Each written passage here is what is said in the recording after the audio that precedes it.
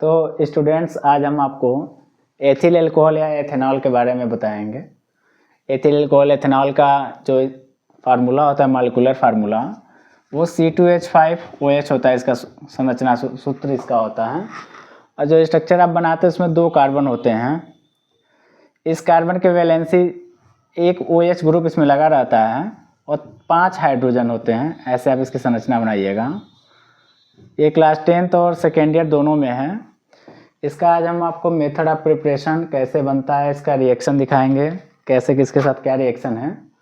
और ये आपके लिए बहुत ही हेल्पफुल रहेगा ये वीडियो आपके लिए 10th और 12th वालों के लिए। एथेनॉल में 2 कार्बन है, 5 हाइड्रोजन है और OH है। इसको हम बनाते हैं कैसे, उसको हम देखते हैं। मेथड ऑफ प्रिपरेशन, इसकी बनाने की विधियाँ देखिए। बनाने की विधियाँ, जिसमें सबसे पहला मेथड है, बहुत इंपॉर्टेंट ये है। पहला आप इसको ग्लूकोज से बना सकते हैं, ग्लूकोज से। तो ग्लूकोज से कैसे बनाएंगे, आप ग्लूकोज का संरचना सूत्र जानते हैं। इसका C6H12O6 होता है ग्लूकोज का। जब भी आप इसको जाइमेज नामक जाइमेज, ये एंजाइम है जाइमेज, इससे जब आप रिएक्शन इसका कराएंगे जाइमेज से, तो ग्लूकोज आपका चेंज हो जाता है एथिल अल्कोहल में C2H5OH और कार्बन डाइऑक्साइड गैस रिलीज होती है। तो ये एक मेथड है आपका ग्लूकोज से एथिल अल्कोहल बनाने का। दूसरा तरीका देखिए कैसे बनाएंगे। दूसरा मेथड दूसरा है आपका एथिल ब्रोमाइड से। एथिल ब्रोमाइड से रिएक्शन कराइएगा। एथिल ब्रोमाइड का मतलब होता है C2H5 और Br। इस पे दो टाइप के रिएक्शन होते हैं। एक होता है चाहे आप जलीय KOH से कराइए, एल्कोहलिक KOH। एक होता है जलीय KOH, एल्कोहलिक। जब आप जलीय KOH से कराएंगे तो यहाँ से Br जो न्यूक्लियोफाइल है वो OH न्यूक्लियोफाइल से चेंज हो जाएगा और बन जाएगा आपका C2H5OH। जो एथिल अल्कोहल है वो बन जाएगा यहाँ पे। लेकिन जब भी आप एल्कोहलिक KOH से रिएक्शन कराएंगे तो यहाँ का ये Br हट जाएगा और ये एथिलीन बन जाएगा, C C और 4 हाइड्रोजन C2H4 बना देगा। तो इस चीज़ का विशेष ध्यान रखेंगे कि आप जलीय KOH इसके लिए लेंगे। और तीसरा और अंतिम मेथड देखिए कैसे बनाना है इसको।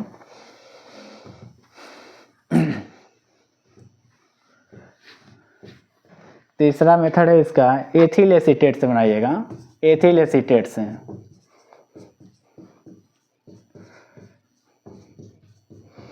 एथिल एसीटेट का आप जब जल अपघटन कराइएगा,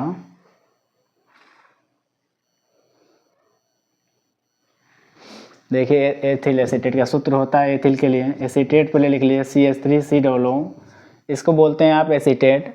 और इसे में जब C2H5 लगा देंगे तो हो जाएगा ये एथिल एसीटेट। इसी का आपको जल अपघटन कराना है, मीन्स कि H2O से रिएक्शन। देखिए कैसे इसको लिखना है। तो CH3C डबल को आप ऐसे लिख लीजिए और ऑक्सीजन से जोड़ दीजिए। ये एथिल एसीटेट है। जब आप जल से रिएक्शन कराएंगे तो जल में जानते हैं आप H+ और OH- आयन होते हैं। और यहाँ पे इस बॉन्ड में आइए तो कार्बन पे पॉजिटिव होता है और ऑक्सीजन पे नेगेटिव। यहाँ से आप बॉन्ड को ब्रेक करिए और इस नेगेटिव वाले पे लाकर आप H+ वाला जोड़ दीजिए और इस पॉजिटिव पे जो जल का है वो OH जोड़ दीजिए। और देखिए यहाँ से आपका C2H5OH बन गया, C2H5OH।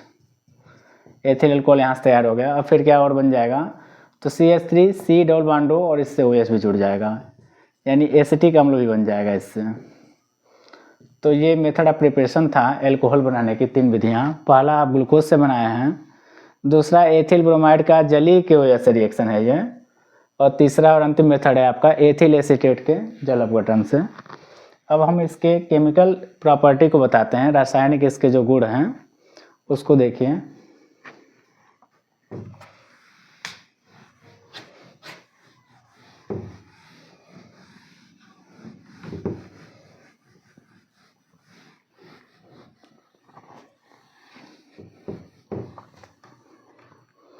इसके रासायनिक गुण में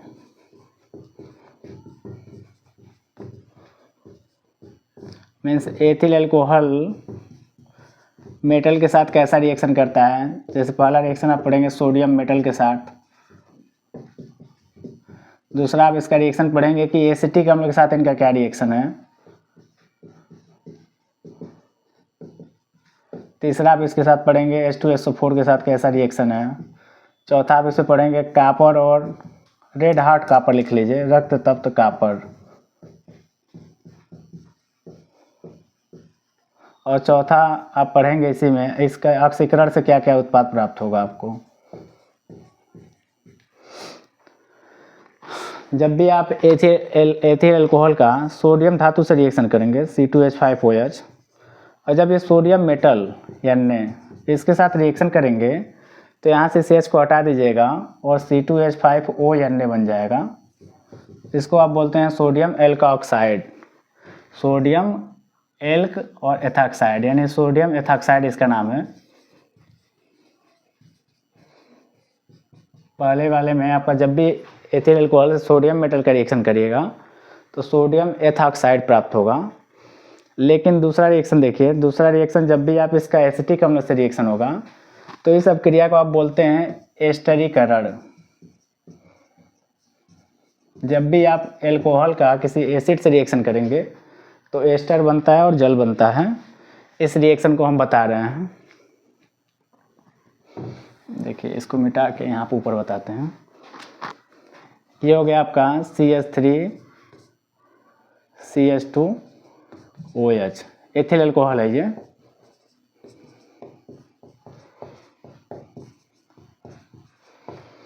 इसी का रिएक्शन आप कराइए एसिटिक एसिड से। एसिड आप जानते हैं CH3 C double bond O और OH, इसका नाम है एसिटिक एसिड,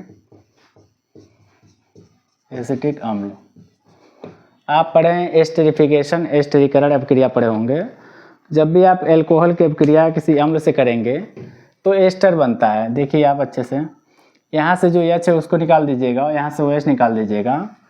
आप H और OH मिलके हो जाएगा H2O, तो इसको लिख लीजिए H2O प्लस।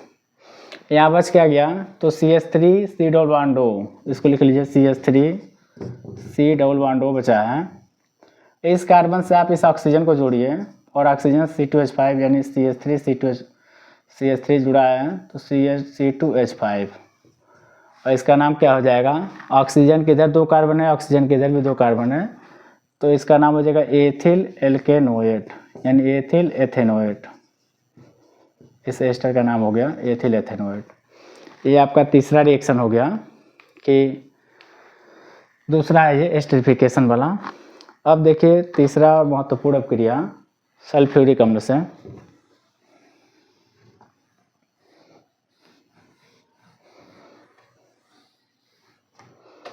तीसरी अभिक्रिया है आपका सल्फ्यूरिक अम्ल से।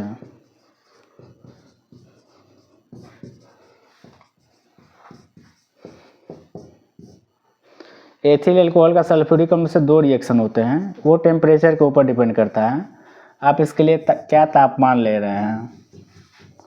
अगर आप टेम्परेचर कम लेते हैं तो फिर प्रोडक्ट के रूप में आपका एथिल हाइड्रोजन सल्फेट प्राप्त होगा। लेकिन जो ही आप टेम्परेचर 160 से 170 लेंगे, H2SO4 का टेम्परेचर के ऊपर वेरिएशन है ये, अगर 140 डिग्री सेंटीग्रेड टेम्परेचर लेंगे तो आपका प्रोडक्ट कुछ और बनेगा। लेकिन जो ही आप 170-160 के बीच में टेम्परेचर लेंगे तो आपका यहाँ OH अल्फा कार्बन का OH और बीटा कार्बन का हाइड्रोजन, जैसे ये है संरचना इसकी, ये OH है,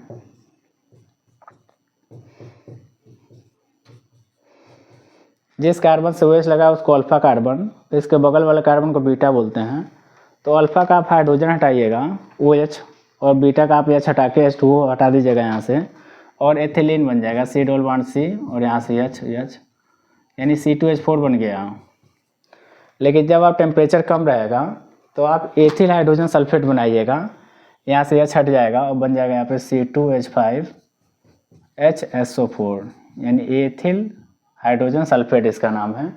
फिर से फर्दर रिएक्शन कर जाएगा एथिल अल्कोहल से एथिल हाइड्रोजन सल्फेट, और यहाँ से H और यहाँ से HSO4 हट जाएगा और आपका ईथर बन जाएगा यानी C2H5O और फिर से C2H5 जुड़ जाएगा, ये ईथर प्राप्त हो जाएगा। जब टेम्परेचर कम रहेगा तो ईथर प्राप्त होगा, लेकिन टेम्परेचर ज़्यादा रहेगा तो आप एथिलीन प्राप्त करिएगा। चौथा रिएक्शन इसका देखिए, जो कि ऑक्सीडेशन के ऊपर है।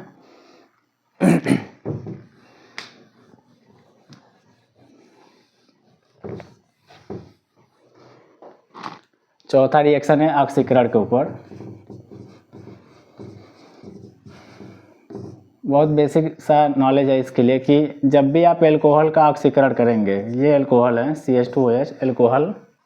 अच्छा, जब भी इसका ऑक्सीडेशन करेंगे आप ऑक्सीकरण, तो अगर माइल्ड ऑक्सीडाइजिंग एजेंट है सामान्य वाला, तो आपका एल्डिहाइड में पहले प्राप्त होगा, पहले एल्डिहाइड में बदलेगा RCHO में।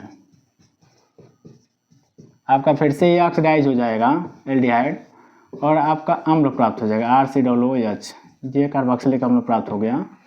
या आप यहाँ पे एल्कोहल लिए थे, आप कौन सा ऑक्सीडाइजिंग एजेंट लेकर आ रहे हैं इस पे है। तो अगर आप कोई ऑक्सीडाइजिंग एजेंट जैसे पोटेशियम डाइक्रोमेट ले लिए C2K2Cr2O7, अम्लीय माध्यम है ये, तो आपका पहले एल्डिहाइड फिर आपका एसिड प्राप्त होता है। यही एजेंट यहाँ पे भी लगा दीजिएगा। हम 2 एग्जाम्पल से आपको समझाते हैं ये सब कैसे करेंगे आप, तो आप नोट भी करते रहिएगा।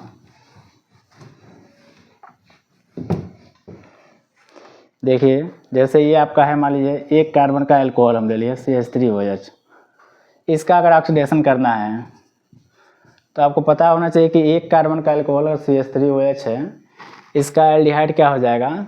तो एल्डिहाइड में CHO ग्रुप लगा होता है, इसकी वैलेंसी सेटिस्फाई करेंगे तो HCHO हो जाएगा। और 1 कार्बन का जो एसिड होता है वो 1 कार्बन के लिए HCOOH हो जाएगा, फार्मिक अम्ल।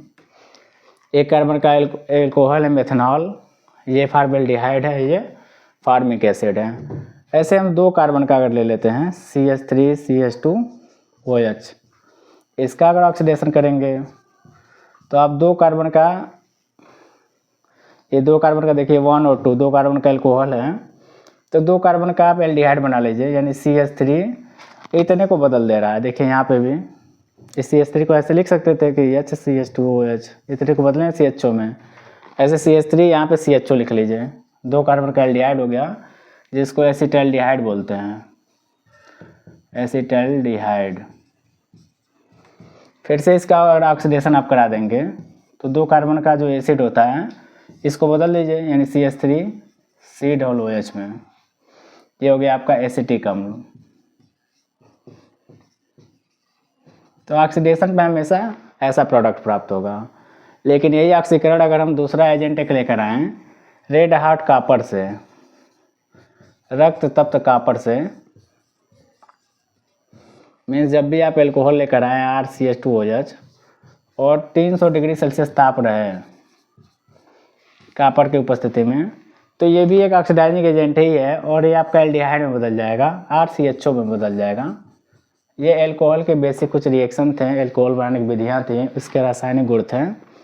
नेक्स्ट वीडियो को हम जल्द ही देंगे आपको।